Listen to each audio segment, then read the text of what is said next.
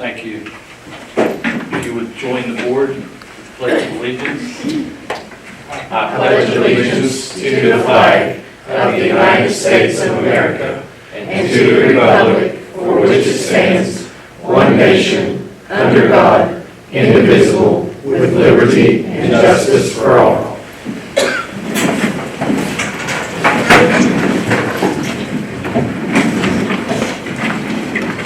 Okay, number 3 on the agenda is approve the minutes of the meetings held on December 19th, 29th reconvened, and the 29th special December meeting, 2022. There's one point on there, let's see which one.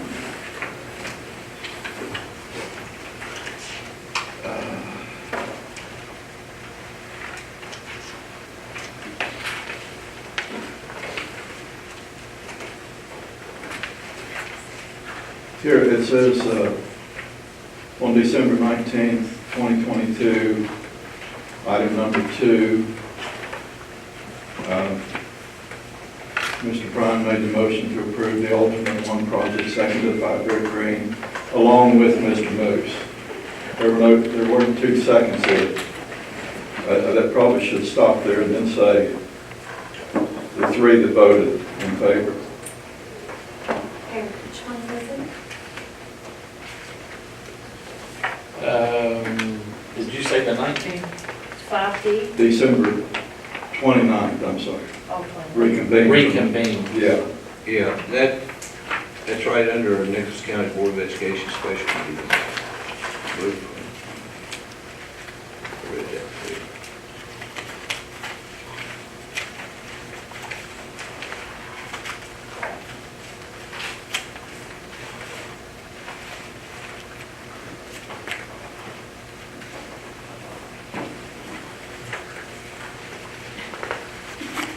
Sounds like there's 2 people saying right. Yeah. Ken, do you see what he's... Says Mr. Weldon Prime made the motion to approve the Richwood alternate 1 project, seconded by Mr. Rick Green, along with Mr. Moose. Voting against the motion, members Penix and Berry.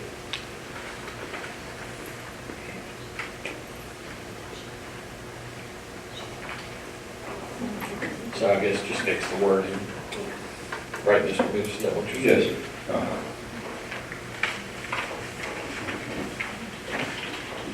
Anything else?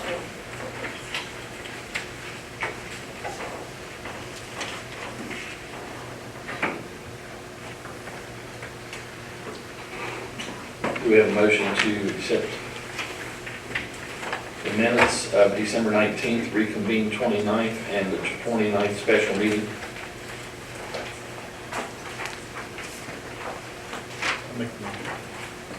Mr. Green makes a motion, we accept the minutes. Do we have a second?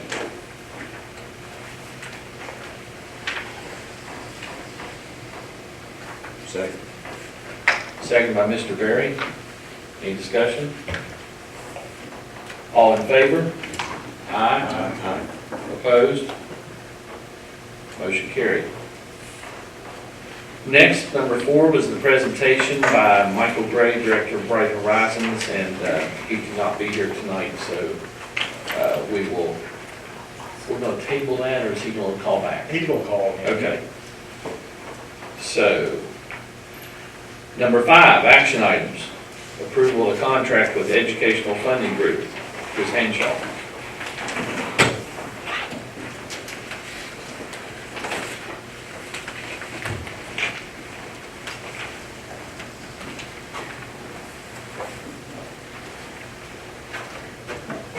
And we already had them last week. Did you guys have any questions? Have you had a chance to look over this time? I did want to ask you, like, we just approved 1 year at a time, is what we're... Yes. So that's a 3-year contract, but I had to get 3 quotes because it's under 10,000. But they've got all of our files and everything over the last, because we have to retain that stuff for 10 years, the federal government. And so there was Is that the E-rate Uh-huh. Right. contract? Right. Yeah, so, but yeah, I bring it back to you every year to renew it, 1 year at a time. Right, okay.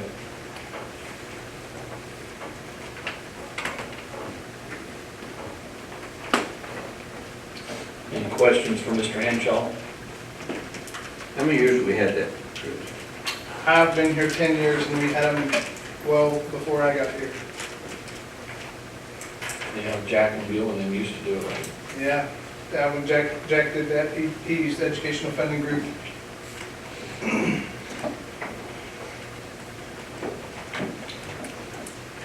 Any questions, comments? Do we have a motion to accept the approval of the contract with Educational Funding Group? So moved. Dr. Penix makes a motion. Do we have a second? Second. Second by Mr. Berry. All in favor? Aye. Opposed? Motion carried. Thank you. Discussion on superintendent's goals as it relate to school performance, student outcomes, Chris, and our academies, our academics with board goals and actions to improve student achievement and well-being. okay, so I have tonight, Somersville Middle School and Ridgewood Middle School. They will be telling you ways in which they're addressing areas of low performance, how their school is working to increase attendance rates, and the frequency of principal presence in classrooms. I will initially go over the reports from IXL. So the first snapshot of the data occurred between August the 26th and September the 9th. The second snapshot was completed between December the 5th and December the 21st. So if you look at snapshot 1 for all elementary schools in the county, we had 34 students above grade level. Snapshot 2, we had 113. We had 424 on grade level, 770 above. We have 453 below grade level, now we have 370. We had 226 far below grade level, now we decreased that to 143. And we had 288 students not assessed, and now we only have 34. And you can see the bar graphs for each section. The ELA for all elementary schools, we had K-5, 77 students above grade level, now we have 181. We had 318 on grade level, now we have 582. We had 390 below grade level, now we have 386. We had 339 far below grade level, now we've decreased that to 243. We had 301 not pinpointed or assessed, down to only 38.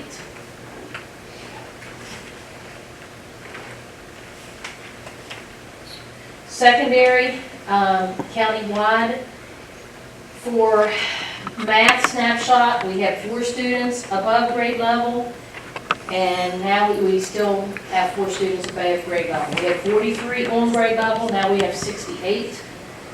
We had 120 below grade level, now we have 166. We had 1,265 far below grade level, now we have 1,435 far below.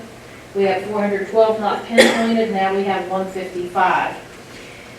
Some of the reason that, and you can see slight growth, and but as the year progresses, the mark changes. So whatever the rate was of proficiency at the beginning of the year has increased. So students have to continue with their proficiency levels in their content to continue to show growth. If they stay exactly where they were, it's going to show that they're falling behind.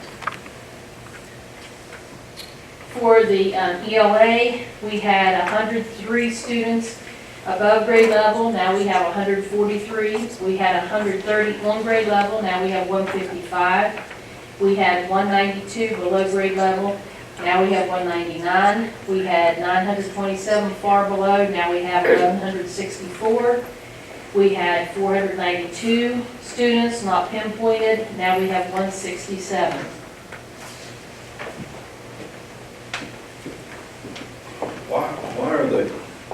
Why is the number increasing far below? Is it because we're getting more into the pool to be evaluated or what? Yes. Yes. And I'm gonna go ahead and switch this to Summersville Middle School because it's Christina Frank's birthday and she wanted to go first. So we'll let her go first, and Gene was very gracious in saying he was fine with that. So as far as Christina's, for Summersville Middle School, it shows that we have 4 students for math that was above grade level, now we have 3. We had 30 on grade level, now we have 52. We had 81 below grade, now we have 101. We had 365 below grade level, now we have 371. We had 74 not pinpointed, now we have 27. For ELA, we had 32 above grade level, now we have 50. We had 31 on grade level, now we have 45. We had 53 below grade level, now we have 60. 279 far below grade, now we have 370. We have 159 not pinpointed, now we have 29. I'll go back to Ridgewood Middle School. We had, for math, we had 0 students above grade level in math. Second snapshot, we still have 0 above grade level. They've not had a math teacher there for quite some time, so that brings about some challenges. We have 12 students on grade, we have 10. Now we have 10 on grade. We had 27 below grade, now we have 39 below grade. We have 145 far below grade, now we have 183. We have 51 not pinpointed, now we have 3. For the ELA, we have 15 above grade level, now we have 20. We had 17 on grade, now we have 19. We had 23 below grade, now we have 31. We had 150 far below grade, now we have 163. We had 30 not pinpointed, now we have 2. So with that information, I don't know if you have a PowerPoint or if you're just going to speak. You do? Okay. Before we get into that, I got a couple of questions. Perhaps for Dr. Lee and her assistant, Josie. Explain pinpointed. I mean, is a child pinpointed once and then that's forever, or are they pinpointed each time they go to the program? They are pinpointed and they maintain that status for about 4 weeks. However, if they are pinpointed and then they go back in the program and start answering more questions, the program might need to re-pinpoint them if they're growing, or hopefully not, but if they're, losing regressing.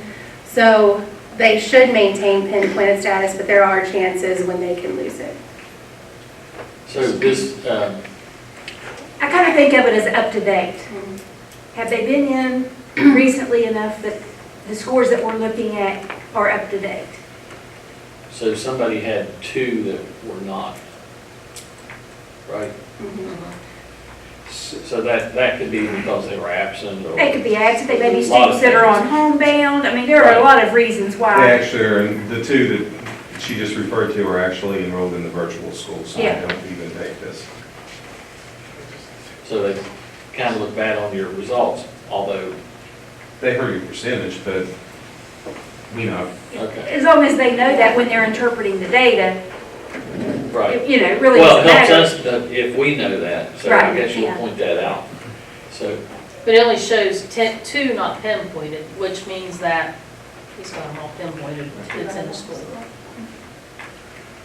it might not be where we want them, but they're pinpointed. exactly. In secondary, it could be a foster shelter kid that's not been there long enough to be pinpointed, or just didn't stay long enough to get pinpointed, because it takes a little while to do so. How does this concept play out on the secondary level particularly? Because if you have, you're teaching math or language arts for 50 minutes a day, 5 days a week, you can't be on the IXL every day. I guess you could, but if you're teaching concepts and you're trying to get things done, you're not going to be able to have that kid been working on IXL. To maintain their status, they can just do 15 questions a week, so it takes less than 10 minutes to keep their pinpointed status up to date. So, like at NCHS, I know their ELA department, every Friday, the kids get in there and they do their IXL questions to keep their pinpointed status. So different departments, different schools, they have different expectations, but as long as they do those 15 questions a week, then they'll maintain that status. They maintain pinpoint. Mhm. The other thing is, now, IXL, we've heard it's really great and from a lot of people, but it is it's on grade level, right? And it's on West Virginia standards.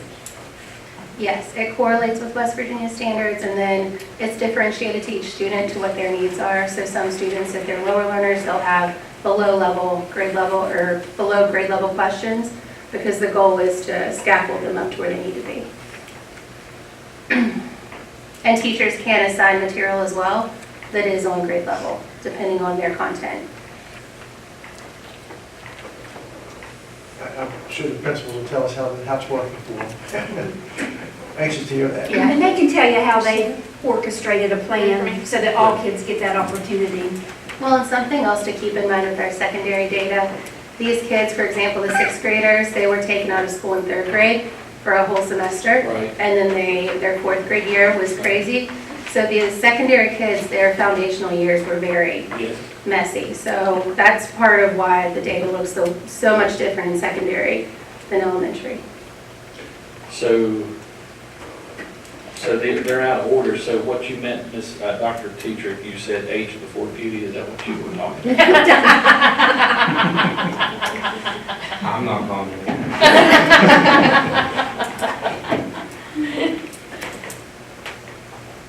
Ready for me? Yes. So the first thing I started with was just teacher observation and walkthroughs.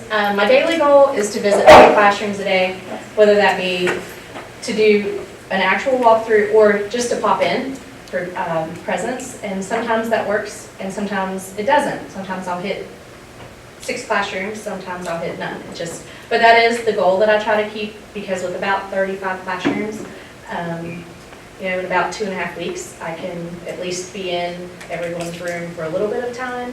But that's been my goal for this year. We do have 11 teachers within the first 5 years of teaching, and 5 of them are on alternative certification. And when I am doing a walkthrough, I keep track of that on Planbook, which my teachers use to write their lesson plans. It's all online. We pay for that. It's about $600 a year, and all my teachers have access to it. It drops in all of their standards, makes their lesson planning a little bit easier, and then easier for me to keep track of it and to comment on it as well. Addressing low performance, the first thing that we have recently been enforcing is the county device policy to reduce distractions. Last year, a couple of my teachers, Mrs. McGraw kind of spearheaded it, but she asked all of her students in one class period to write down, just make a little tally mark, how many times they received a notification on their phone throughout the day. So she has, 5 classes with 30 kids each or so. And at the end of the day, she had almost 2,000 notifications just from the students in her classes. And so we discussed it in our teams, and so we have been enforcing that county policy with when you walk through the door, your personal device is turned off and in your backpack. Because if they get a notification on their phone or on their watch, and you're trying to teach them math, they feel that buzz and they're instantly drawn away and distracted. We also utilize Mr. Jarvis. He's our graduation coach, and he keeps really good record of our students who are falling behind and need extra support. We have working lunch, and teachers volunteer to open their classrooms during each lunch period, so students can come in and just work on homework if they need a quiet spot, or if they need additional support, they can figure out which teacher they need to see, and they can go in for some extra help. And that's not a detention or anything like that. I know that's been confused, but... I witnessed that when I was at your school. Okay, yeah, so kids can go in and choose to do that on their own, and we have quite a few who do. We just added after-school tutoring. Dr. Lee gave us, and we received some additional funding for that. IXL, teachers are monitoring that, and I'm getting really good feedback from the teachers. They really like IXL. And then also Pause Perks and our effort notebooks, which we do through homeroom. Pause Perks takes care of our incentives for grades and also attendance. Each week, a kid can earn a perk if they have no unexcused absences, they're passing their classes, and no missing assignments per the teacher's request, and no office referrals. So we do activities on Friday afternoons with them each week. And then at the end of the 9 weeks, students who have earned, I think it's 7 out of 9 perks, we do a different activity, whether it be a school dance, which is what we did first 9 weeks in the cafeteria. We hosted a dance for each grade level. Progress. Before you go on, back to that first one, you go back to that slide. You have numerous interruptions during the instruction from notifications on phones and things, so. Yeah. And And that was just one set of kids, what's half that? the 8th grade class. In 2000, I mean, that's, you wonder how a teacher can teach with that many disruptions, notifications and Yeah, that type of you thing. The policy says that the device goes in their pocket, right? Actually, I was going to bring it, it says not permitted, so I don't know how far that would go, but we just asked that it be in their backpack, because even in their pocket, they were leaving it on vibrate, so they would feel it, even if they didn't pull it out and look at it, they're like, oh, who messaged me? Yes, and their watch. Yeah, the watch. So, if it's turned off and in their backpack, you know, they're not getting that buzz or that notification. And it's really helped. We've had several kids tell us that it took the pressure off about worrying what's going on, and actually incidents related to social media and things like that was declined. The first week, we didn't have one kid come in our office and say, did you see what they posted last night? They're talking about me. We didn't have one issue with that, and we haven't yet. But Webster County, for the zero enforcement on that, I mean, they have to be in their backpacks and their lockers, yes. not in class. Yeah. Mr. Collins, do you have much problem with that? I mean, I'm sure you do. I mean, Yes, I mean, your cell service, is that a factor in your area or anything like that? I mean, is it? not really, no. No, it's the same disruption that she's talking about. My faculty has basically said the kids know they have to keep them put away when they're in class. We look at it a little bit differently as far as the zero tolerance, and basically we follow what the county policy is. But generally, the cell phones are allowed in the classroom for any reason. And kids have full access to the phone in the office. So if they come up and they need to call mom or dad, you're welcome to do that. And before we would say, well, bring your phone down, you can call from the office. But we were finding them, they're stopping at the bathroom, or they're doing this or that on their phone. So if you need to call, that's not a problem. There are no, obstacles in that. If you need to call, we will make sure that you have access. And if parents call in and need to talk to their student, that's not a problem. The last one, the effort notebooks, maybe I already talked on that, but each in homeroom in the morning, that's where we focus on our IXL as well. Every Monday, teachers have their students pinpoint in homeroom.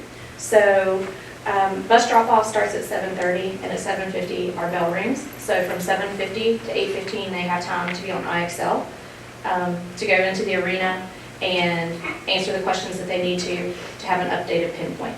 So we do that in homeroom each week.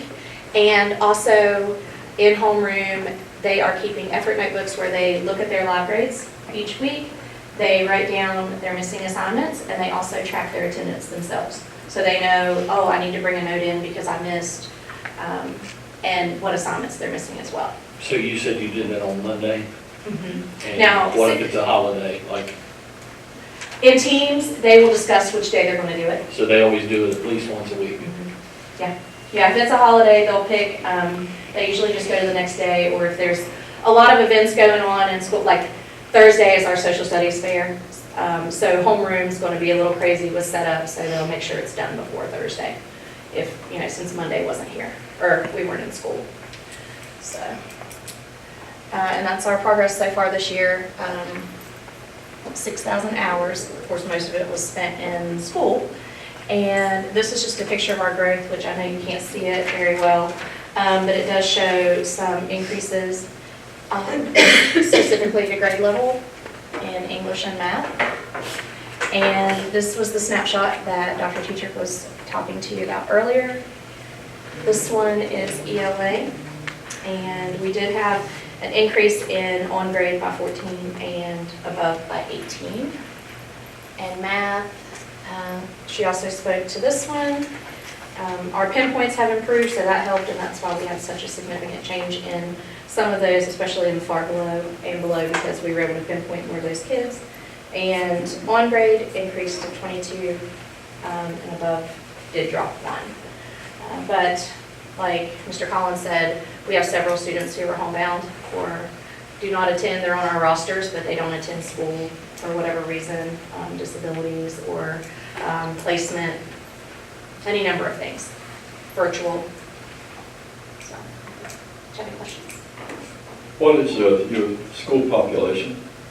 We, right now, are sitting at 570-ish, I think, 565, 570. I haven't checked it for a couple months. 570, well, I want to say, I don't know if Chris is in here, he may have a more accurate. I know at one point I looked, it was 584, but it goes up and down. if I copied the totals right, they're only coming to 554 or 544. Yeah, I think it's Or- about, It I might think it's be. about right. Is that right? Okay. I haven't checked it for a while. What is right? What is- I know we're down this year. It's, according to What's your Dennis, it's total? 554 right now. Yeah. 554? Okay. 554. Yeah. So what do you attribute the success? What is the main thing you think is contributing to the success? Or is it all the combination of things that you apply? It's a combination. Our teachers have really focused this year being back in the classroom full-time without as many disruptions due to COVID. They're really focusing on what they're doing in the classroom and their teaching techniques and accountability with the students, and we're really working hard to find a way to incentivize them to want to do better. And a lot of them are just happy to be back in school regularly, so that helps some, but there are a lot of gaps, and we are seeing it every day. And they know that, don't they? They do. The kids recognize that, and for some, that's a motivator. For others, it's discouraging. But I really have good teachers that stay right on top of them and are willing to try new things in their classroom. But we still have a long way to go to get them back on track. And even with my child, and I'm a teacher, and she's in 4th grade. So this year, just in the small amount of time we've been in school, from where she started at the beginning of the year, she's made a lot of progress, and it's just been hard work for her. So We should see more progress, I think, as time goes on, if we're able to stay there. I think so. Yeah. How, this kind of directed to both of you, pre-assigning, are we having to do that much? On occasion. And so if you are pre-assigned, teachers have an assignment. They know, students know they have to work on IXL. If they're pre-assigned, if it's a last minute thing, which most of the time it is. If we know ahead of time, I can usually get subs, but right before Christmas, it was haywire, so we had a lot of sickness. And so Do you have enough, oh, I'm sorry. No, go ahead. Do you have enough math teachers? I think yeah. Can you loan Gene one? We actually have one coming in, Oh, good. starting second semester. And Yeah, I have an excellent sub, honestly, too. the teachers that I've picked up on alternative certification have been doing really good. I'm really impressed. And they're coming from degrees that, 0 educational background. And they're really working hard. So I've been very impressed with my teachers on alternative certification. Like, they're willing to learn, they're eager, they're motivated, they're not afraid to ask their team questions. When you do your walkthroughs, are you trying to hit those areas first? Yeah.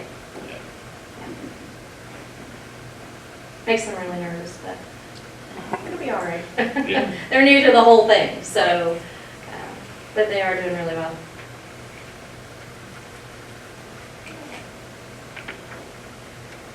Thank you very much. Questions? Okay, Happy birthday. thank you.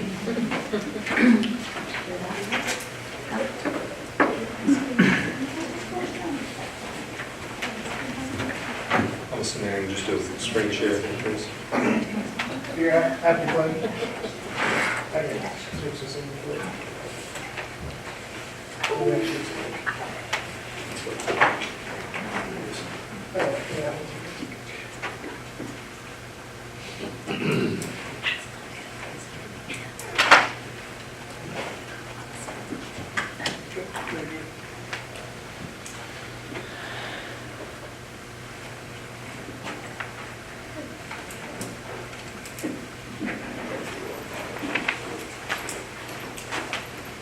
Okay, it's not giving me a- oh, there, okay.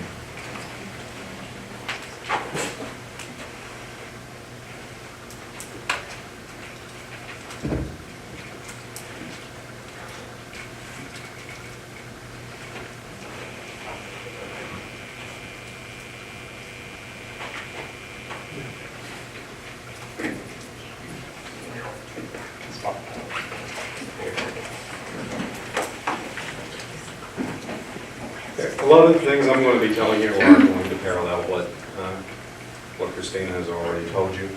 First of all, presence in the classroom. It's ready. Is it working on that one? Now it's going to be both of them, I think. Oh, there it goes. Okay. Principal presence in the classroom. I'm big on visibility. My teachers will tell you, when the kids walk through the door, I'm probably the first person they see. If not, I'm probably going to be one of the first group of people they see. I'm generally there when we're screening, and I'm also the last one they will see at the end of the day as they load the buses. But that's just one of the things that I have always been taught, and it's one of the things that I believe firmly is the kids need that visibility, they need that presence. It creates a sense of security, and also is reassuring to staff. Generally, what I'm trying to do, and this is largely based on our strategic plan that we developed at the end of last year, I try to do a 5 to 10 minute walkthrough observation in every classroom at least twice per month. Sometimes I've been able to get in more, sometimes I've been able to get in less. I don't have the luxury of having anyone else other than myself. I am the administrator in the building. And if there's discipline issues that come up, if there's security issues that come up, if there are IEP meetings that come up, I'm tied up in those. So that makes it a little bit hard sometimes to actually get in the classroom, but generally, I'm trying to, my goal is to get the 5 to 10 minute walkthroughs twice per month. Of course, according to state policy, anyone in the beginner progression is required to have a 30-minute observation each quarter. Anyone in the intermediate progression is going to have a 30-minute observation each semester. That's actually pretty easy to do. I thought I would give you a little idea. Christina's already mentioned this. We both sort of worked, and actually I think that high schools are doing the same thing. We had all actually adopted PlanBook this year. And the messaging feature on PlanBook makes it really easy to communicate with teachers and to give them feedback. What you are looking at, and I did talk to this teacher, and she agreed to let me use her messages as an example. Each day that I'm in the classroom, the teacher receives feedback in the form of a message. Generally, what I'm doing is I go in, I just simply document, number one, what I see, number two, any commendations, what are they doing that is exceptional, that's going beyond. Then there's also an area for suggestions, and then any general comments that I would have with that. I also use this, if you look down, I don't know if you can read this or not, it's very small, but for example, on November 14th, that's where they will also have comments regarding their lesson plans. As far as attendance goes, we have a school-wide approach in place. We do a reward field trip for students who have 0 unexcused, and less than 5 days absent. And that happens each semester. For example, our next plan is to take kids to the skating rink in Franksville and do a skating party one afternoon. We use the calling system for students who are absent. We've had some success with that, although mostly I think the parents are finding it an aggravation. Unfortunately, the way it's set up, it calls them every single period that they're marked absent in our situation. So you might have somebody getting as many as 8 calls a day, realistically. That's been limited as far as how effective it is. Like I say, it gets the parents' attention, but I think at times it's been more of a disruption than anything. Who controls that? It's done through Weavis. It's done through Aptigee. And that's the first time I've heard of 8 calls going out. It's scheduled so that it only goes out one time at 4 o'clock a day. Ours is doing every period. Yeah, it doesn't go out till 4 o'clock, but they may get a call saying 8 times they were absent that day. That's the first time. We'll take care of that. Okay. Like I say, that's been a little bit of an issue. Several parents have mentioned that they'd like to just do away with that. They know when their kid's there, when they're not. Sometimes they do, sometimes they don't. Our counselor is highly involved in attendance. She actually is with our secretary when our secretary is recording, entering all the absences in Weavis, and she will make notes on students that she sees who are approaching either the 3 or the 5 day unexcused, and she will usually make contact with those students to try to figure out, what's happening. Is it just a matter that you need to turn in your excuses? Have you been sick? Are there things that we need to provide to help you eliminate barriers to attendance? 3 and 5 day unexcused letters are sent out per policy. I take care of that part of it. We have as I've told this board before, our school is highly team oriented. About everything that we do, there's going to be a team involved in some way, and it's going to be a collaborative effort. Our SAT teams function with attendance as well as other issues. Anything that's a barrier to the student success, the SAT team can be put together. Usually our SAT team consists of our grade level core teachers. If it's a special education student, of course, they would be involved in that, although we wouldn't call it a SAT, we'd call it an IEP meeting at that point. Our counselor is involved. Sometimes our social workers are involved. There have been a few things where we've had people from here in the board office who come in, and some of the coordinators have helped with various things. So if we see a student who is missing excessively and we can't really figure out why, convening that SAT would not be out of the question. That referral is made to our counselor, and she schedules the meetings.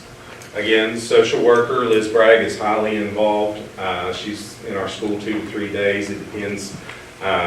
She's always within the community because our 3 schools are Richwood Middle, Richwood High, and Golly River. So if I need her, I can usually call her.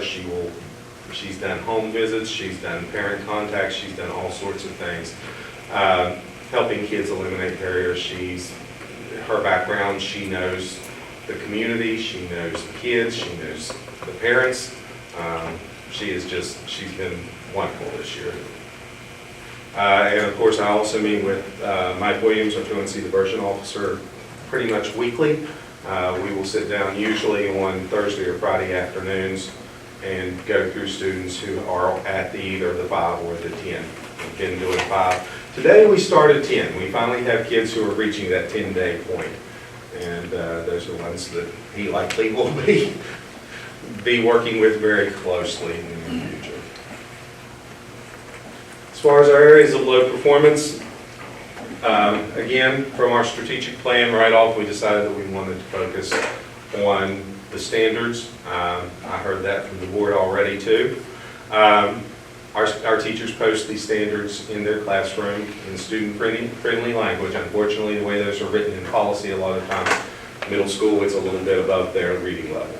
So our teachers will rewrite it in student-friendly language. It is posted in the classroom. When I'm doing my walkthroughs, I generally will walk up to one of the students and just randomly pick a student and say, what are you working on today? And really what I'm looking for some tie-in to what's posted on the board.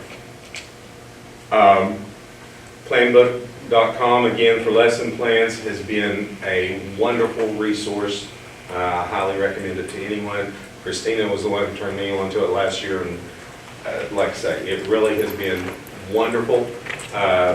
When teachers are out or something, I have access immediately to their lesson plans. I can share those with the substitutes. Mr. Prine, you asked the question earlier about pre-assigning students. We don't have to do that a whole lot. We have never, I think I'm safe in saying this, at no point this year have we had more than one class on pre-assigned at a time, which has been very fortunate, and I will say out of the ordinary compared to last year. So we've been fortunate in being able to have substitutes.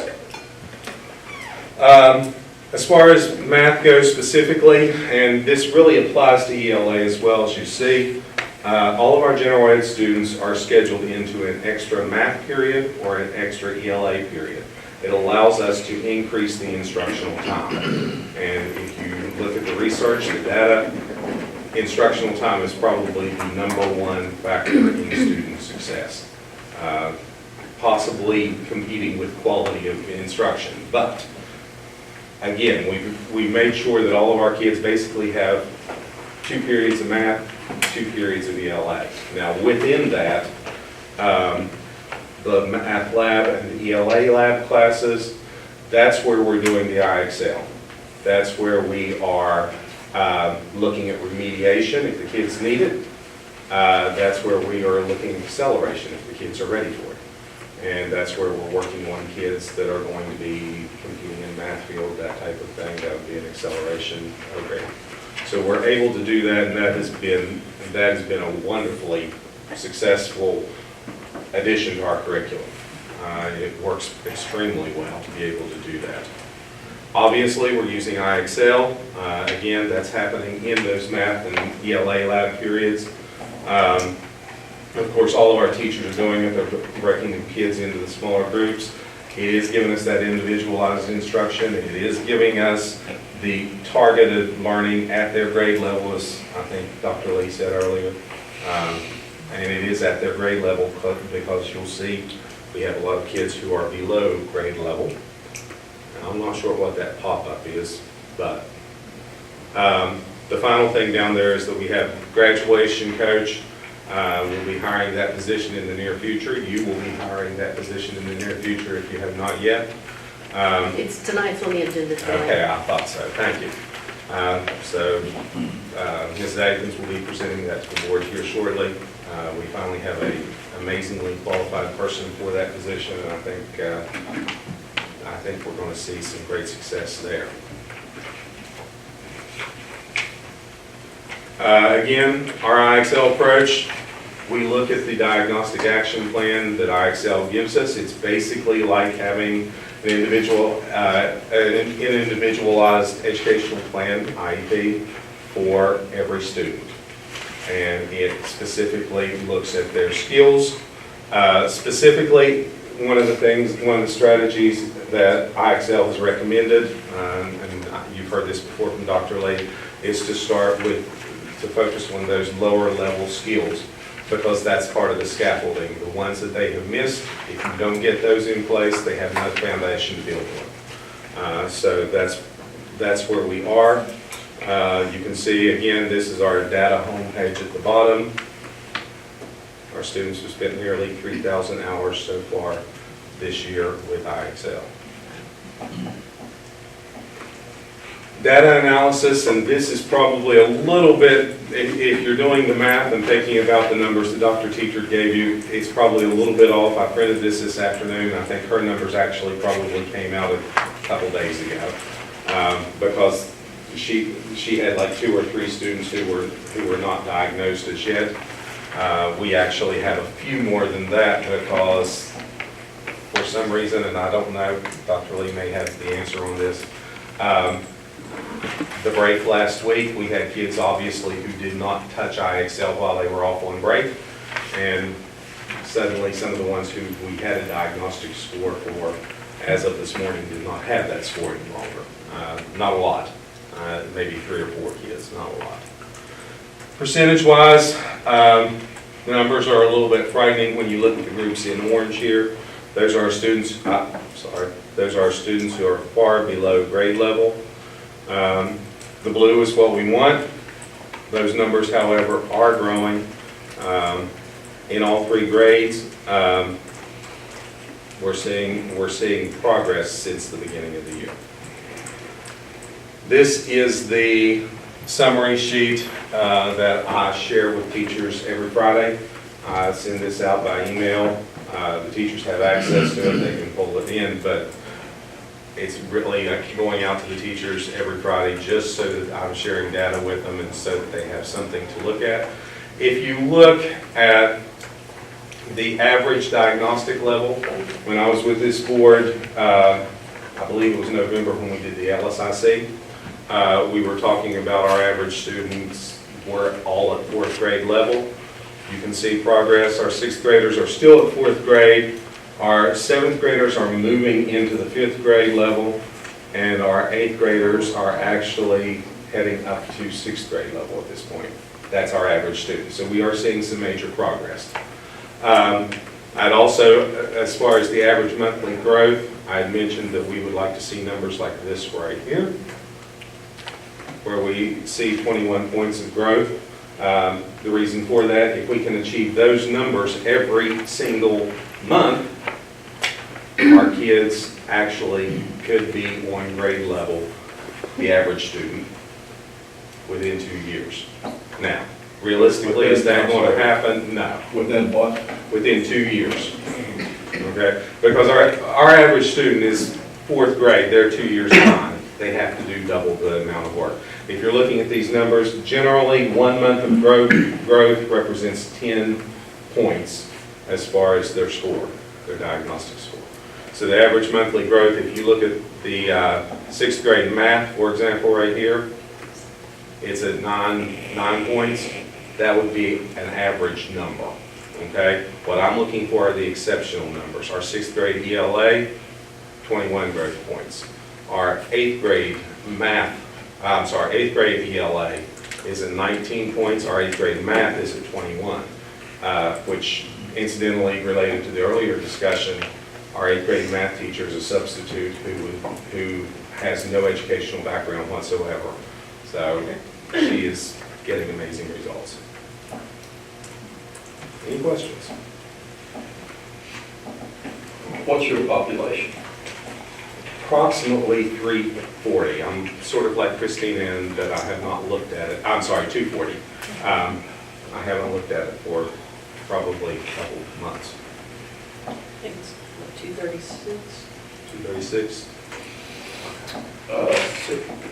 245 according to the data. It's Today. 236. 236. According to Weavis, it's 236. Doesn't add up. So Virginia, when you show those, talk about that right now, currently your math and language arts, first of all, I appreciate the data you're sharing with us, and you're looking at the issues there. But you're showing that kids are 2 years behind. And this, right now, according to the measures today. Correct. Okay. And that is just the overall when you look at the 6th grade class. So now, you don't have to do this for me now, but we know it that probably is going to play out when we go to the summative assessment in April. Right. It's going to, Assuming that IXL correlates with GSA, we're operating on that assumption. does it? We don't know. That's what we're counting on.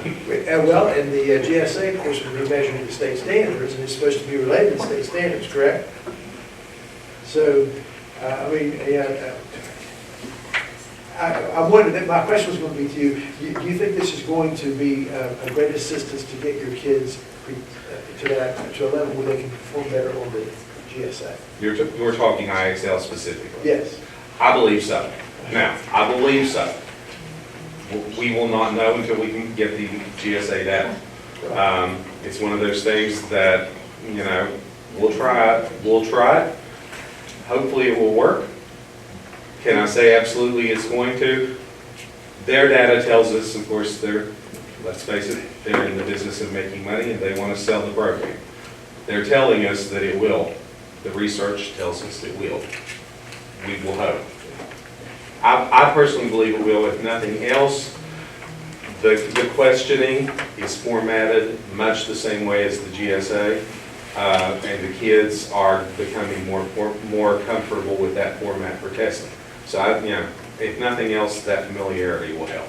So, and yours and Christina's presentation, that's why we're not putting all of our eggs in one basket. You go to other things, the midday tutoring and the after school or whatever the program you have, because, you know, we're trying to throw everything we can at improving kids' performance. Absolutely. And Dr. Lee, I appreciated the statement in the newsletter. I'm not sure if it was you or Josie who put it in there.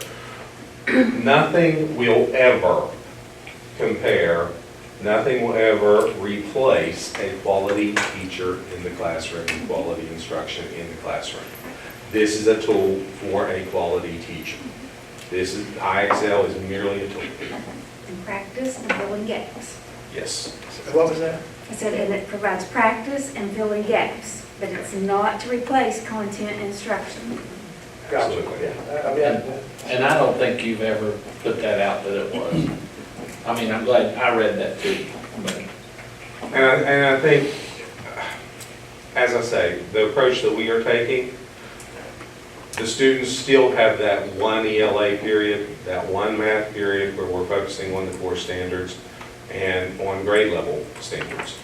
And then the lab periods where they're doing the IXL, they're also going back and reteaching. They're also going into, again, enrichment and trying to accelerate some of the kids that are ready. And again, that's where our small group instruction comes in. I think it's going to be a while, a couple of years down the road before we fully understand the impact of kids being out of the classroom for the COVID and that total impact on a series of kids that we matriculate through, of course, but I think that's a major thing, and I think what we're seeing in both of your middle schools are those kids that have suffered from that. Absolutely. Okay. Where do your students eat lunch? In the classroom or? In the classrooms. Yes. Is it Christine, when they tutor during lunch, you couldn't do that because you got everybody, right? Or? I won't say we can't do that, and the reason that I say we can't do that, or the reason I won't say that, I have some teachers who are actually using that as instructional time. If you have kids who need that one-on-one, my teachers are there eating lunch anyway. Yes. So they, a lot of times, there are 2 teachers in every classroom. That's how we provide the 30 minutes of planning. We have an hour-long lunch setting that has 2 teachers assigned to each classroom so that each of them does 30 minutes and they can trade off. The only thing is, on their duty-free lunch, they really don't have anywhere to go unless they go out and sit in their car. So a lot of them are actually using their time working with kids, helping those kids who maybe were absent yesterday or are falling behind. So really, we're trying to make use of every single moment. So they could get at least 2 class periods a day on mathematics, plus that can be supplemented with the lunch period. And then you have tutoring as well. Is that correct? Okay. And I also I have a So couple you- of teachers you're who not have agreed consistent. to stay after school. And they're just volunteering their time after school to do tutoring. And for Sarah, we have, So you how have many 90 hours was hours it? of tutoring. Yeah, so we Thank have some you. hours available actually to pay some of them, but so far they've chosen to volunteer.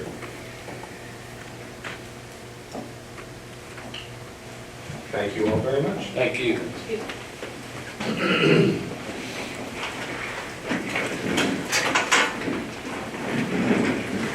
Okay.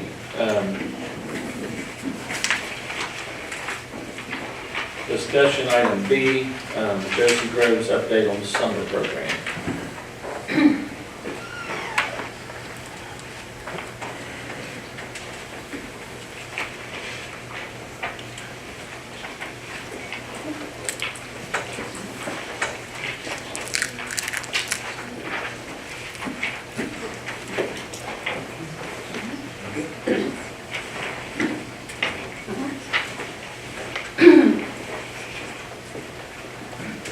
Although we're in the dead of winter, we will be asking soon to have some jobs posted for our summer programs. This is around the time when I started this job last year. And when I started, I had to dive right into summer programming. So I had to learn all about all of these things. And it seems unusual to be talking about it now in January, but this is where we're doing the planning and prep for what's going to happen in the summer. You can see on the front page, we have plenty of different types of summer programming. The top two, Kinder Boost and Summer Boost, are partially sponsored by Save the Children. Summer Soul is sponsored by WVDE and 21st Century. Energy Express is from WVU. And then we have Credit Recovery down at the bottom. The Boost programs up at the top. Kinder Boost allows our kindergartners to come into school for 1 week in the summer before kindergarten starts. So that way they can learn what school is like and be better prepared whenever school starts for them.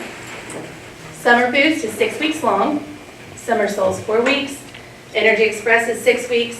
And Credit Recovery varies. It's 3 weeks at the Learning Center and 4 weeks at Richwood High School. You can see on the right the enrollment numbers to see how many students are impacted by our summer programs. And at the bottom, we have to track the data to see if they maintain their ELA and math levels throughout the summer. And we have quite a few kids who do. On the back, again, we have the length of programs. Our Summer Boost and Summer Soul, they have weekly field trips. They are grounded in learning. And those are some places where our summer programs went last summer. Ace Water Park, Pittsburgh Zoo and Aquarium, Clay Center, and plenty of other places. We have multiple funding sources, 21st CCLC grant, Save the Children, Nicholas County Schools, Title I, Title IV, Title V, the Extension Service for Energy Express, and then ESSER II funds. For nutrition, we provide all of our students a healthy, warm breakfast and lunch each day. Beyond that, students who aren't enrolled in the program can still show up during these breakfast and lunch times to have a hot meal during the summer. Our faculty and staff job opportunities available through summer programming are site coordinators, tutoring staff, custodians, bus drivers, and cooks. With our high school credit recovery and driver's ed, we had 46 credits that were recovered, so those students were able to do that during the summer. So whenever school started in the fall, they were a little more caught up.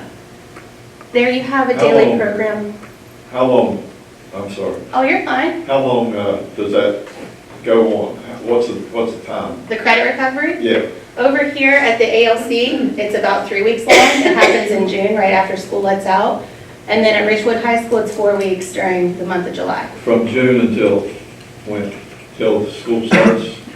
Just 3 weeks for the kids who choose to participate over here at the Achievement Center.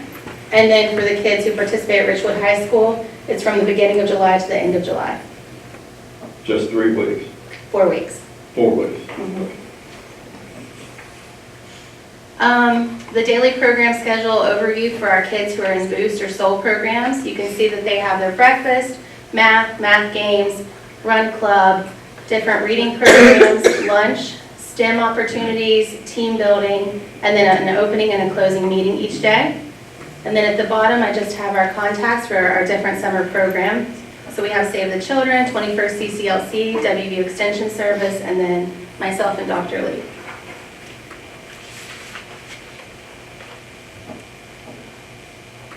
Do you have any questions? Who teaches your credit recovery? It's set up through Odyssey. I'm not as familiar with it. I do more with the elementary and middle school programs, but they use Odysseyware so that way they can set up a rigorous program of instruction, so that way students do have to do a lot of work to be able to recover those credits.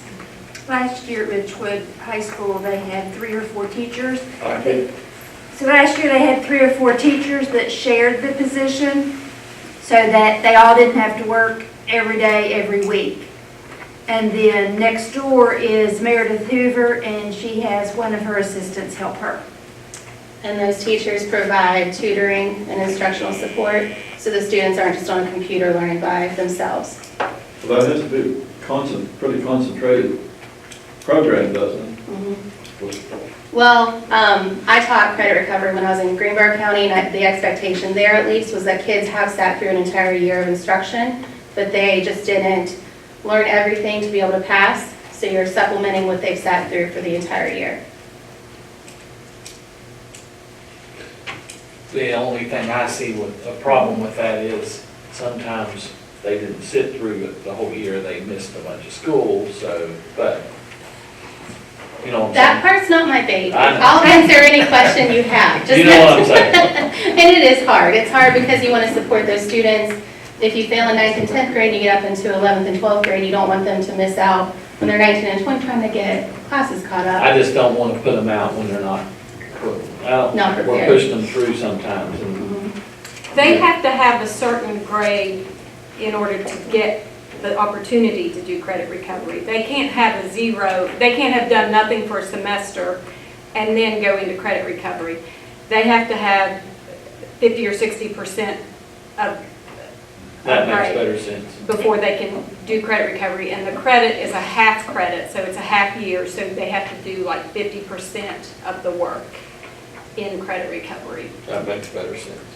And you can see we had 57 students enrolled and 46 credits that were recovered. So just because a kid shows up doesn't mean they're going to get the credit. They have to do work and put the effort in. So the teachers supplement and proctor, is that right?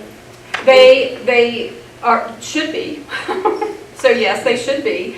So if a kid is having difficulty on part of the, let's say, English concepts that they have to get half a credit for, that teacher can tutor them a little bit, let them rewrite it and grade it, but their ultimate grade at the end can only be a D.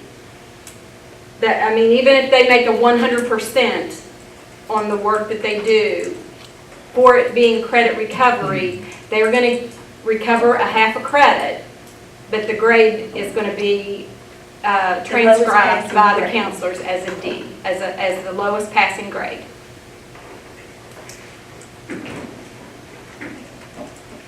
Sorry. No, thank you. No, thank you. We're a team. Yeah. Do you have any other questions? No? If you think of anything, you can reach out to me. Thank you. The other programs, Oh, yeah. do they last just 4 weeks, or are they? The summer Soul is set up to be 4 weeks. It's through the State Department, and they have it run 4 weeks, 4 days a week. The summer Boost programs are 6 weeks, 5 days a week. And Energy Express through WVU, it is 6 weeks, 5 days a week. So that's kind of nice. It offers some flexibility. Some parents would like for their students to be engaged all summer, and some want them to have a little bit of a break. So it kind of gives them the choice. Thank you.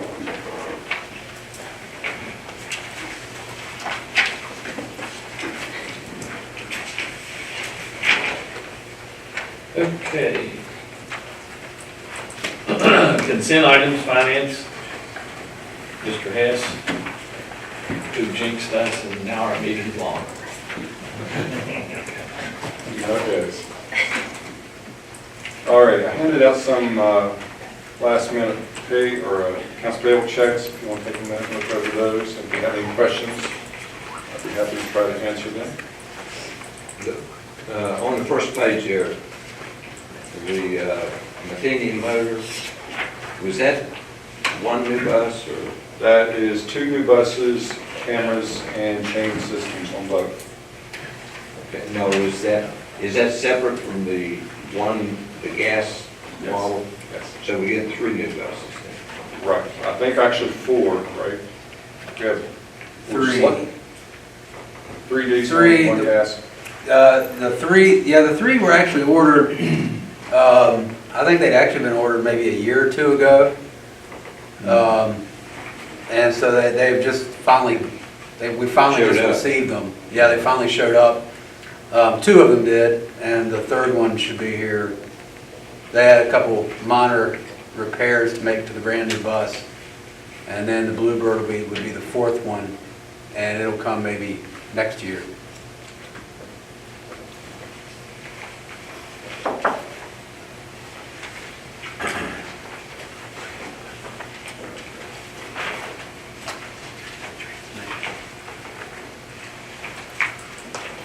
Power bill's going up, isn't it? Fire bill, yeah, a little bit. That's probably multiple schools as well. Yeah, right. This warmer weather may help us a little bit. I hope so.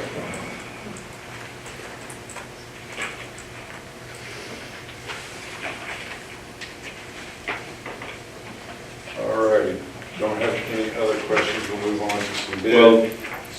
walking trail, Mhm. is that done? I mean, it doesn't look like it. No, that's just partial payment for the work that they've completed or the equipment or anything that they bought today. Where's that at?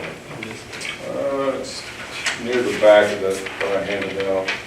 When it says AP, down near the bottom.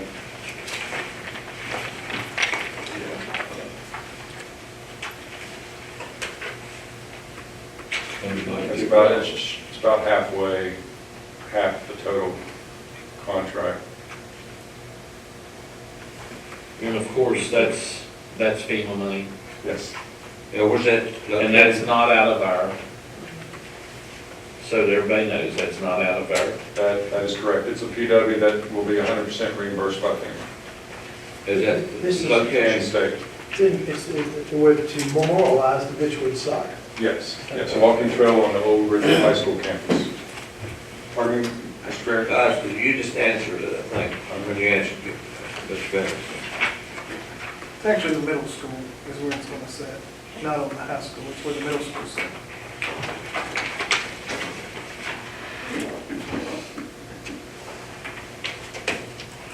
any other questions for Mr. Hess on the payment of current invoices?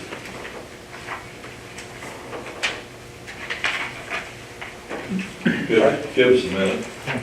Okay.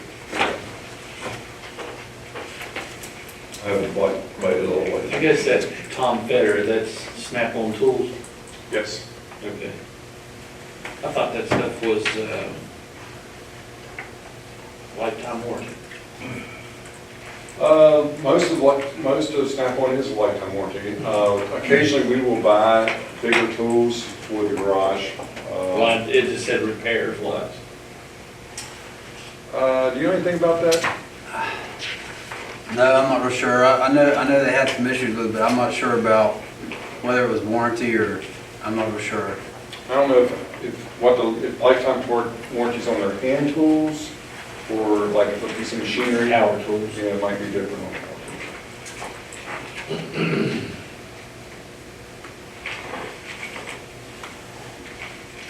I do know one thing, if we had a lifetime warranty on it, Ralph would have, he would have made sure it was covered.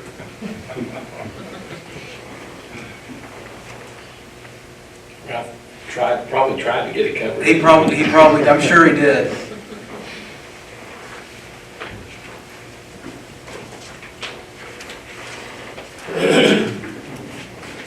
Good. All right, item 2 are bids. A is the multifunction welding machines. That bid came in, I had given you a copy of that. Rebecca Welding, and find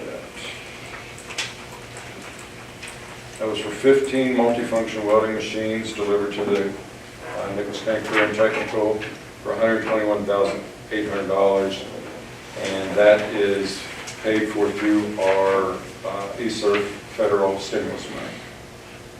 I'm sorry. It's paid for out of our federal stimulus money.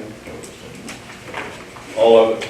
Yes, The whole 283,000, I mean, the whole thing. it's 121,000, yes. Oh, just that far, yeah. Well, all of these that will be bid, all of these are paid for out of federal stimulus that we're talking about.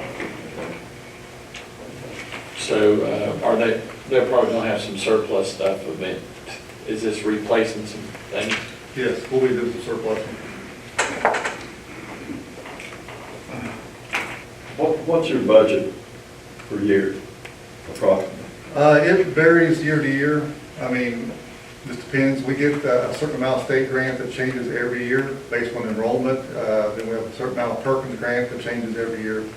It's generally around 150,000, but it goes up and down, up and down, up and down based upon the little grants we get throughout the year.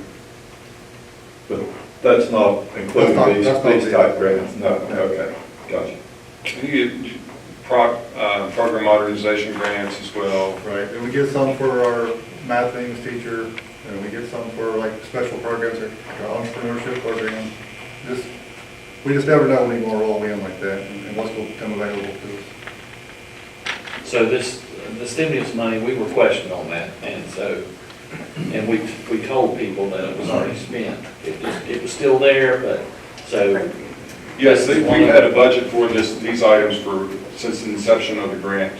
And so now we're getting around to the point where we're purchasing and putting them out for bid. And these are some of the items that are in that budget. Yes. One other question, Mr. Bettis, on the purchase up there, the anatomy table. Yeah. What is that? Is that a workspace for welding? No, that's for our health sciences class. Oh, okay, that's in anatomy, it has to do with anatomy. Yeah, it's really, you really just need to come look at it, it's hard to explain. It's basically a life-size cadaver that's on a table. You can pull back every layer of muscle, tissue, skin. You can do MRIs with it, you can do CT scans, you can do x-rays. There's like 10,000 scenarios you can program into it, pull out stuff. It's really something else. Yeah. And it's all digital, right? It's all digital, yeah. I mean, you can make incisions on a thing. It's just amazing. When this comes in, if it's approved, please I'd come like and to check see it that. out. Yeah, the paperwork that he included, to me, is just, it's amazing. It's amazing that is out there, that technology is out there that you can, I think it'll be a great asset to the nursing program. Yes. That is actually item C, and that bid came in for $105,040, and again, that's out of our federal stimulus money. And item B is a virtual welding machine, and that bid was $56,550, again, coming out of our federal stimulus money. Mr. Bates, can all of this be incorporated in the new comprehensive high school over here? Yes, absolutely. And that's, for example, that anatomy machine would be in the middle of the medical hub, is that correct? Yes. Okay. But there's 9 of those, right? No, there's one. Oh, was it? Yes, just one. Okay. How long have you been doing this? Every year? Or has this program been going on for several years? Which program? The health sciences program? Yeah. It's been there since I've been in school for 10 years, so I'm not sure when it first started. Years. Been pretty successful then? Yes, very successful. Thank you. Last item on finance is surplus property, and Panther Creek had just a few items to request to declare surplus.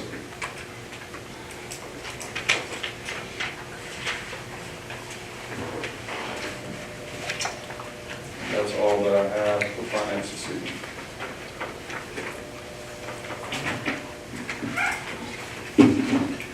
Any questions from Mr. Hess?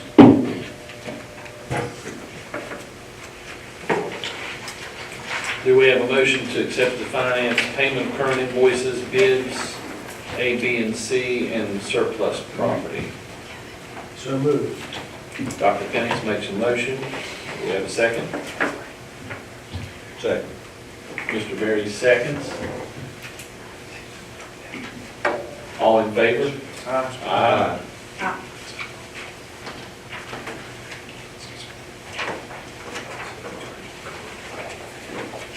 Okay.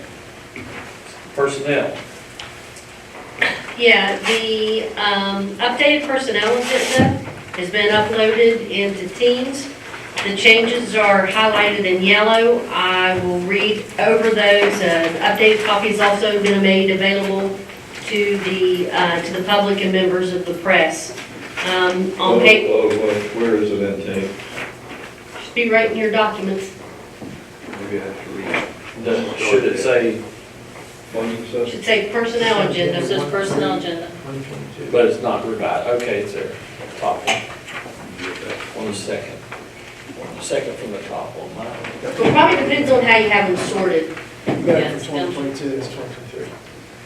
Yeah, it says I don't have 2022. anything on personnel. The title of the document. We don't have. Well, that's weird that it would show up. It's just the way I saved it. It's Okay, now try, hit files, Lloyd. It files again? Yeah. sort like newest, because I uploaded it today, sort it by newest. Did that. Okay. Got hit. Teams? Hit file. Good. After you hit the What time Sunday? It's right where your other stuff is. Well, is it the same as what we had? No. It's been amended. It's been amended. So, Normally this replaces what she generally hands out in the meeting, she just put it on there. We're not on the right date here, are we? Yeah, 1323. it's weird that it's there for some reason. I didn't mean to do that. It is. It's been different, mine was right on top. 323. Yeah. I don't know why it's not showing up for you. It's Well, in it there. should show up right there, yeah. I mean, Yeah, it came up Chris, on do you it. have any Yeah, idea? right. They could, he may well, just have that's to okay. I'll refresh, look go off to out of the this. files. Let's go. He needs to what? I'll look off this. Maybe Okay. just Quick refresh. look at it. Yeah. Okay. Yeah, it's the show on me. I think it's important. AM. 9:30 AM.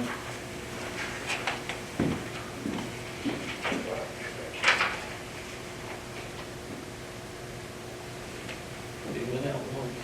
How did his move down there and it, mine Oh, fall? no, that's not supposed to be there. Let's go to general. We gotta get back on 1 through 20.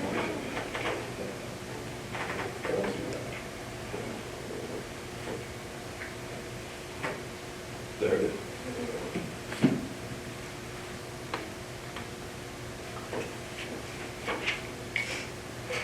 Still not want to show up there. I'm being discriminated against. Well, Same with everybody. can you look off his? Yeah, look on this. It was just, go, go, go. Go for it. Yeah, Okay, He so can work on it there. on the first page there, Rebecca Ridgway, employed in a position of substitute for Nicholas County Schools effective upon the return of a satisfactory background check. We are striking the long-term substitute halftime cook for Nicholas County High School. I will be reposting that tomorrow. Trenton Brady, employed in a position of early education classroom teaching assistant transportation aide for Cherry River Elementary School effective upon WBDE approval. And then at the bottom there, permission to post and hire a director of attendance, social and student services. And Michelle Irvin resigns her position as after-school tutor for Summersville Elementary School effective January 3rd, 2023.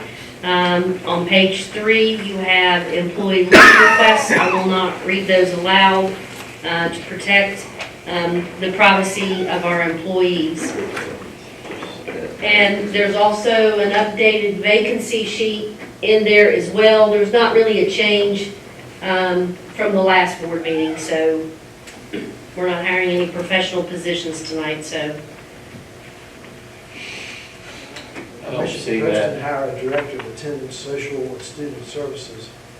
Is that, what position is that? So Ms. Gregory is resigning, her resignation is on here.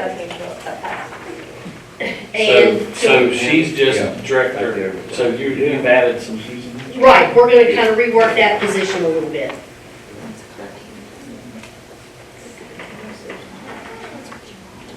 Well, what if we don't want to let her go? I've already tried. that's what I was looking Yeah, the board get a vote on that? Yeah. She's on there. She's done a wonderful job for us. Oh, thank you. They're hard worker. We could exclude her and maybe when she brings us something to eat next time. Reconsider. That I can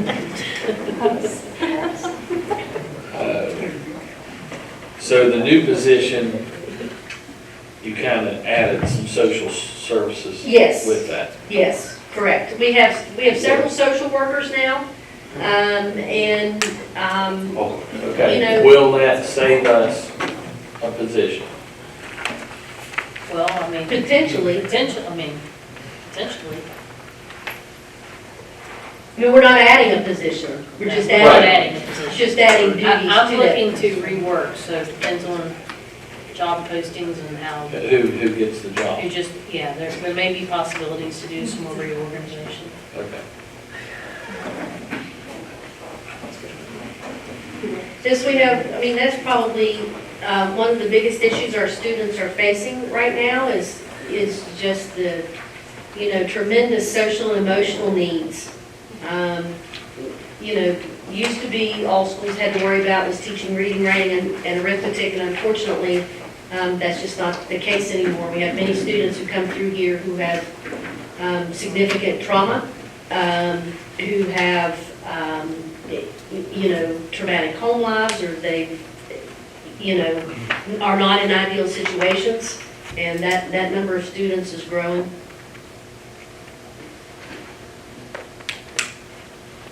And then we get these false threats that also causes apprehension, I'm sure.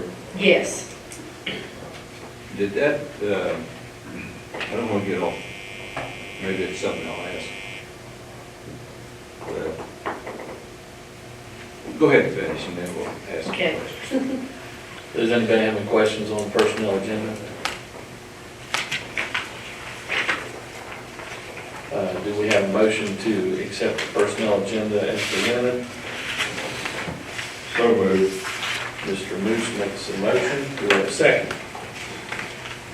Second. Mr. Berry seconds. All in favor? Aye. Okay. That brings us to superintendent's information, construction planning, architectural update. I just have a construction update document that I can pass out.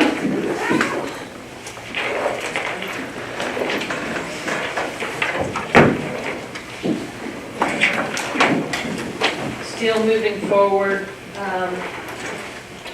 with the work at Clay Creek on the property, and I think the projected date is April for completion of that.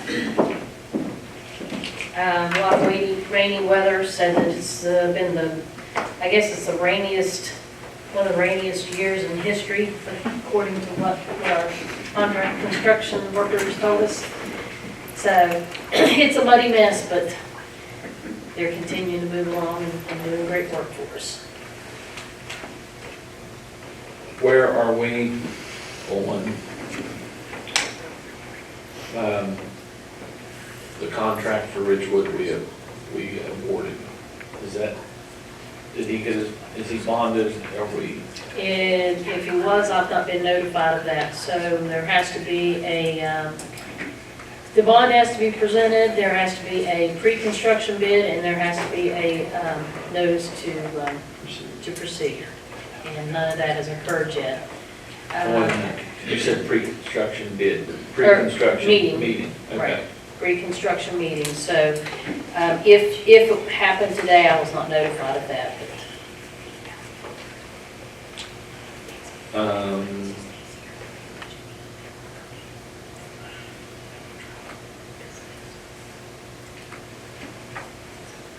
Is that something you can let us know when it happens? I mean,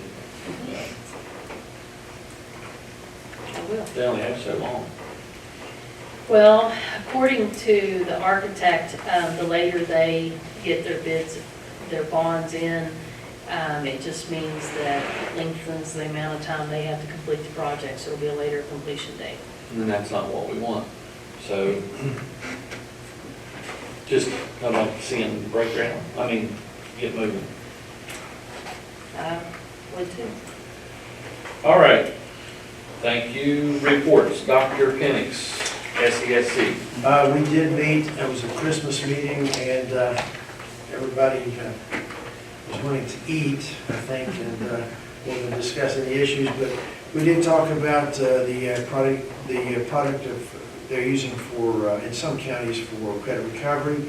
We are already, we have our own programs in place, we heard them presented here, so their programs mainly, they're used by a few of the counties, but not all of them. So that was about the extent of the discussion in the meeting, and other than normal business, personnel, and that type of thing. Okay. Mr. Green, Parade Horizons. And we'll have a meeting here in another week or so. Okay, do we have any delegations? No, sir. I have a question. Could I ask a question? Sure. I've been asked if the SBA has said that they will not give us any funding. Has that statement been made? That they will not give us any further funding?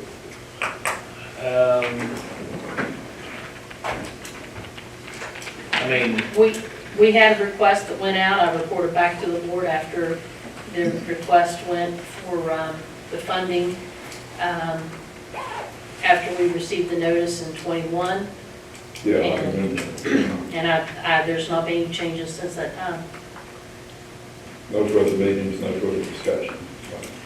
well, We've had discussions, but discussion, if you're talking about with the governor's staff, I mean, he is the Yeah, chairman, he's the chairman of the SBA board. but he's one, he's one member, just like one of us. And he said there wouldn't be more money, but that's just one person. it's one person talking. Sheriff, okay. Thank you. Did I say that right? He is the chairman, right? Dr. Penix, he's the chairman, right? I have no idea. I mean, I guess he would be. He's the governor's appointed person to head up that association. I guess he's the chairman. Okay. All right, good. Yes, sir. Items for future agendas, anyone? I got a couple. I wonder if Mr. Hanshaw could maybe give us a report on the iPads, that how they're being used, if they're being used, and what grades, and at a future meeting, not right now. And also about our replacement, in the cycle of replacement, I mean, how they're doing, and are they holding up pretty well, and that type of thing. Just that, and also enrollment by schools. We kind of had an idea back in October, but the final numbers, the final comps, they've come through, haven't they? Preliminary comps are in, yes. The preliminary comps are in, but not the final. Right. Okay. So that would give us some idea what the enrollments are in the schools, so if you don't mind sharing that with us. And then I would like for the superintendent to present the new curricular approach for the comprehensive high school that was presented, because I think that is valuable for this public to know what the educational advantage that is being planned for our children in this county. And so I'd like for you to begin to present some of that in the next meeting. If you don't mind. That's just my. How long are you looking at, if you went through that? I'd say take a section at a time, maybe do one section. Something like that. Actually, I mean, it just depends on how much time the board wants to allot me. Well, what I was gonna say, could we not have a work session one morning that you present the whole program? I'd rather have it all at once.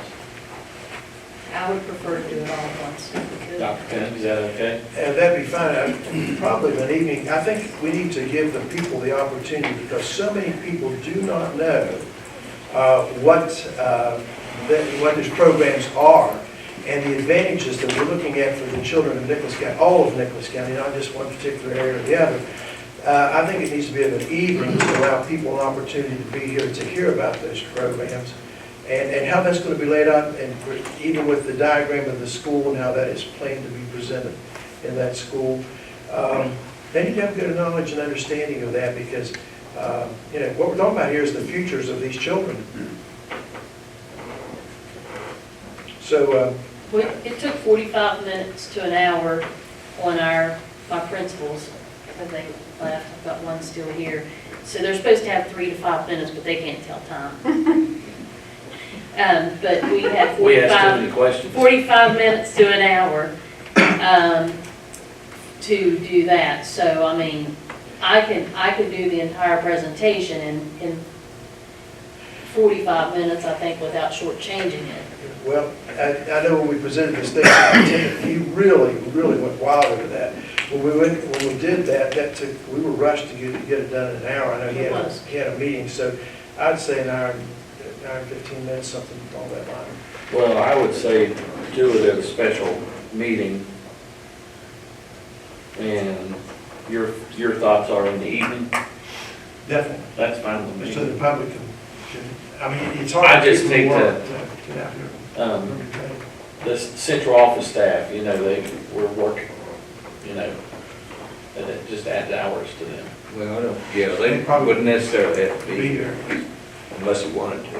Yeah, Except Tammy Gregory has to be here all the time. Bring cake and ice cream. So we have a meeting for next Tuesday. That's an LSIC meeting at Summersville Middle School at 5 o'clock. And we have our regular scheduled meeting on the 17th here at the board office at 6 o'clock.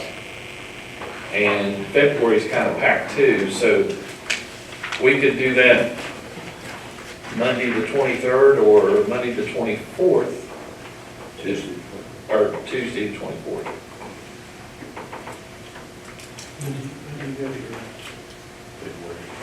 So you'll be here. So that'd be good. Which one? Let's see, hang on a second.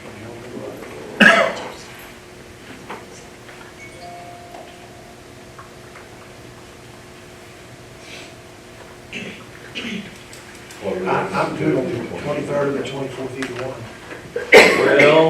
Well, it's 3 Tuesdays in a row, let's just make it 4 Tuesdays in a row. Is that okay? That's fine. Gary, is that the 23rd? Yes. So, and that'll be a special meeting Special meeting? for curriculum, correct?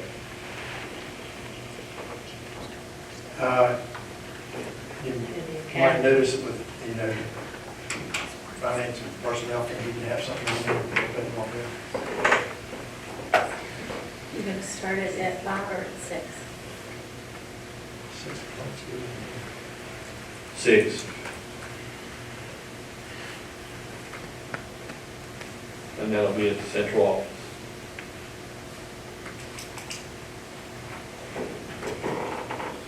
Okay. I think it's critical that we learn from Kevin exactly how much FEMA money is left, how much we've got to go. Once the Richwood area school is built, we'll have $95 million. 95 million even? Well, I mean, I can't tell you even, that's $95 million is the amount that, And that's with the addition, with the 1.1 million, so it's probably gonna be 94 million or 93 million. I can update that exactly for you. We have all that on a spreadsheet, so I can bring that to you. just update us in the next meeting, please. Sure. Will change orders not affect that too, as they go along? They will, if change orders increase the contract, it will decrease the amount available. And that's very likely that you'll have a change order or two in the process. Yes.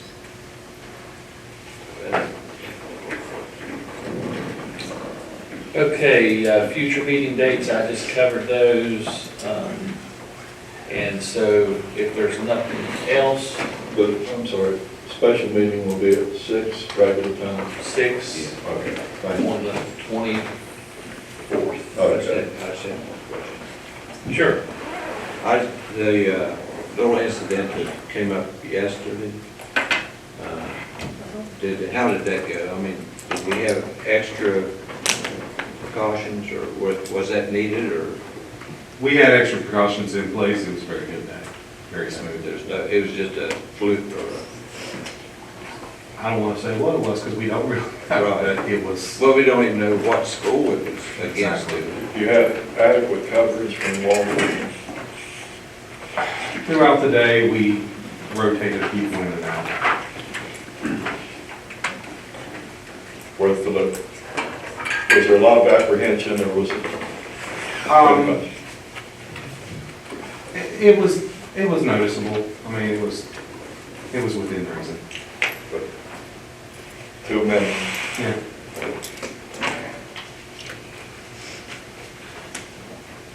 Okay. Do we have a motion to adjourn? So moved. Dr. Phoenix makes a motion to adjourn. Do we have a second? Second. Mr. Green, second.